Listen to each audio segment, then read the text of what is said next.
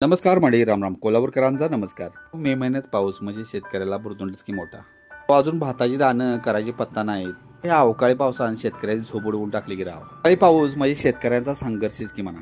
मोटरी पण पाण्यात गेल्यावर शेतकऱ्याला सकाळी जाग आली राव. असा अचानक पाऊस पडलाच नाही की राव. सबस्टेशनचं कामच आहे की नंबर. म्हणजे सगळ्या लाईटी बंद करून टाकल्या मोटरीच्या. जे शेतकरी मोटर काढून आणणार म्हणल्यावर सगळ्या लाईटी पूर्ण बंद. जीवितहानी काय नाहीच हो. शेतकऱ्याच्याच पाठी लागते राव. अहो, शेतकरी या मातीत राबणारा असतो, पावसाची वाट पाहणारा, सूर्याची झळ सोसणारा. पण जेव्हा निसर्गच त्यांच्यावर कोसळतो तेव्हा त्यांच्यावर अंतःकरणावरच आघात होतो. मग काय करायचं तरी सांगा की राव. अवकाळी पावसानं नदीपात्रात अचानक वाढ झाली आणि मोठी पाण्याचं बुडल्या की ही केवळ मशीन नव्हती, तर ती त्याची श्वासच होती आणि पिकांचा जीव देणारं साधनच की राव. एका बाजूला उद्ध्वस्त झाले शेतीचं भविष्य, दुसऱ्या बाजूला कर्जाचं ओझं. सरकारची मदत मिळेल का याची अनिश्चितता. ह्या आशात पाण्याचं त्याचं स्वप्न, कष्ट आणि आशा सगळं वाहून गेलं की राव. तो बाहेर शांत दिसतो पण डोळ्यात पाणी नाही, पण काळजात कळ आहे हो. अहो, शेतकरी रडत नाही कारण त्याला माहिती आहे रडून नशीब बदलत नाही हो. पण वेदना मात्र प्रत्येक हृदय स्पंदनात ओरडत असतं. काहीतरी चित्र आमच्या हसरू तुम्हाला मध्ये सकाळी दिसलं म्हणून टिपलं. शेतकऱ्याचं कष्ट, संघर्ष ह्यामध्ये तुम्हाला दिसतोच की राव. तर लक्षात ठेवून घ्या, शेतकऱ्याच्या भावना आणि व्यथा या संकटाच्या वेळी अतिशय खोल आणि वेदनादायक असतात.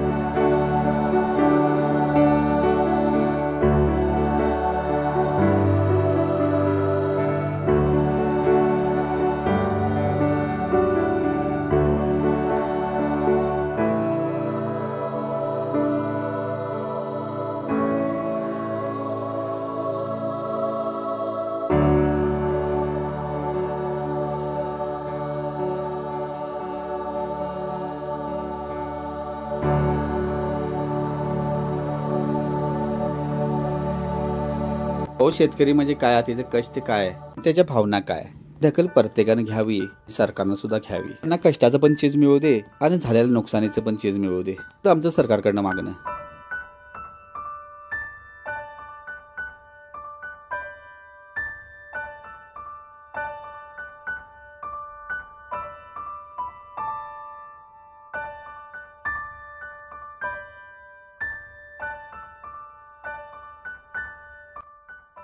आज तारीख 26 मे.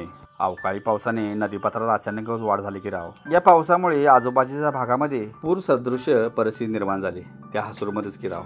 या अचानक वाढलेल्या पाण्यामुळे अनेक शेतकऱ्यांच्या मोटरी थेट पाण्यात गेले की राव. या मोटरीमध्ये शेतातील पाणी पंप करणारी महत्त्वाची यंत्रणा असते. त्या पावसातनं आणि त्या पुरातनंच मोटरी काढायला चालू झाले की राव. शेतकऱ्याचे मोठे आर्थिक नुकसान झाले, पिकांना देखील धोकाच निर्माण झाला. त्या पावसाची लाटाने फक्त नदीच भरली नाही तर शेतकऱ्याच्या आशय वाहून गेले की राव. ज्यांनी रात्रंदिवस मेहनत घेतली त्यांची मोटर आज पाण्यात गडप झाली. या पाण्यात केवळ यंत्र नाही तर शेतकऱ्यांची झिजलेली स्वप्नच बुडाली. ह्या अवकाळी पाऊस आला आणि बळीराजाचे विश्वासच हिरावून गेला. पण शेतकरी रडत नाही, पण आज त्यांच्या डोळ्यातल्या आशा या पाण्यात बुडताना दिसत आहेत राव. शेतकऱ्याचं एवढंच म्हणणं आहे, शासनाकडून त्वरित मदत मिळावी आणि अशा घटनांची पुनरावृत्ती टाळण्यासाठी उपाययोजना घ्याव्या. मित्रांनो, व्हिडिओ कसा झाला नक्की सांगा. चॅनल जर नवीन असाल तर सबस्क्राईब नक्की करा. शेतकऱ्याची व्यथा मांडण्याचा छोटासा प्रयत्न केलाय. लाईक आणि शेअर नक्की करा.